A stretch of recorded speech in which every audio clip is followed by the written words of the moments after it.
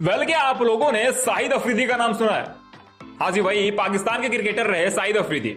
अगर नहीं सुना है तो भाई साहब सुन लीजिए, क्योंकि क्रिकेट के हिस्ट्री में इस खिलाड़ी से ज्यादा भड़वा खिलाड़ी आज तक किसी ने नहीं देखा।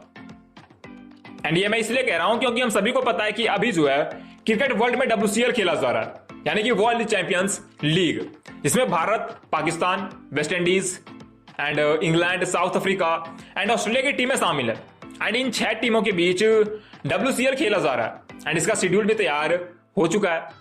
एंड इस शेड्यूल में 20 जुलाई को इंडिया वर्सेस पाकिस्तान का मैच रखा गया था, जो कि फिलहाल इंडियन प्लेयर्स के तरफ से बाइकआउट के बाद रद्द कर दिया गया, यानी कि 20 जुलाई को होने वाला मैच नहीं हुआ। एंड जब से उस मैच को इंडियन प्लेयर्स की तरफ से रद्द करा गया है, पाकिस्तान के खिलाड़ी शाहिद अफरीदी को एक अलग ही मिर्ची लगी हुई है। दरअसल इस मैच को कंप्लीटली बाइकआउट करा है शिखर धवन, सुरेश रैना, हरभजन सिंह, इरफान पठान, यूसुफ पठान एंड युवराज सिंह ने। मतलब इन 6 खिलाड़ियों ने टोटली इस मैच को बाइकआउट कराया, जिसमें सबसे बड़ा हाथ शिखर धवन का, क्योंकि सबसे पहले ये बाइकआउट उन्होंने ही करा था। एंड इसी के ऊपर शाहिद अफरीदी का एक स्टेटमेंट जो है वो सोशल मीडिया पे घूम रहा है।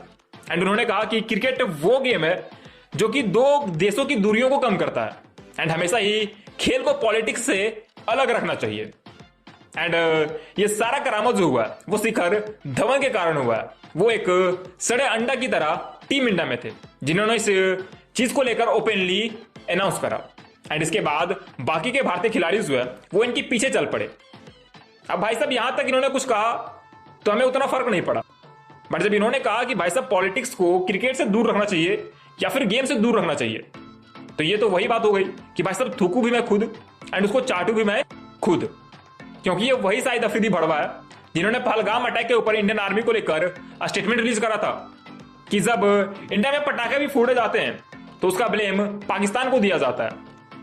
एंड इंडिया वो देश है जो कि सिर्फ कश्मीर में 8 लाख फौजियों को बैठा के रखा है, बट इसके बावजूद वो अपने पब्लिक को सिक्योरिटी नहीं प्रोवाइड करवा सकते, यानी कि उनकी जो आर्मी है वो नालायक है, पूरी तरीके से बेहूदगी से भरी पड़ी है।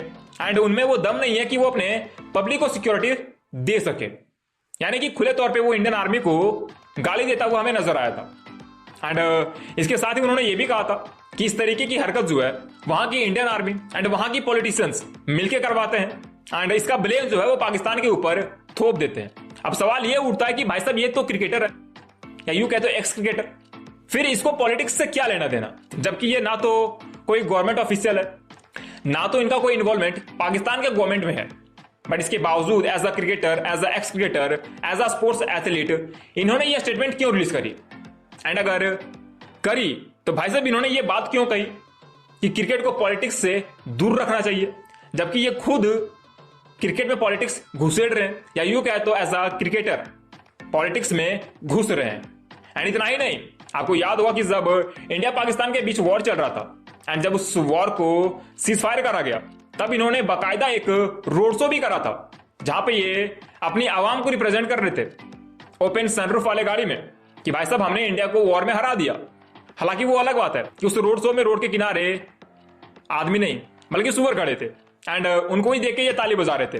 एंड पता नहीं ये भाई साहब किस चीज को सेलिब्रेट कर रहे थे, अपने फाइटर जेट की गिरने को, या फिर इनके जो 10-12 एयरबेस तबाह हुए उसको ये सेलिब्रेट कर रहे थे। हालांकि इनके नजर में ये तो भाई साहब जीत ही गए थे, क्योंकि हम सबको पता है कि ये कितने बड़े जाहिल हैं। एंड इतनी हरकत करने के बावजूद भाई साहब ये स्टेटमेंट देते हैं कि क्रिकेट को पॉलिटिक्स से दूर रहना चाहिए, क्रिकेटर को पॉलिटिक्स से दूर रहना चाहिए। मतलब जाहिलियत की भी हद होती है। हालांकि इन जाहिलों को हम क्या ही समझा सकते हैं। खैर, आप अगर शाहिद अफरीदी को कोई प्यारा सा वर्ड कमेंट के नीचे देना चाहते हो तो भाई साहब कमेंट सेक्शन पूरी तरीके से खुला है, दे सकते हो।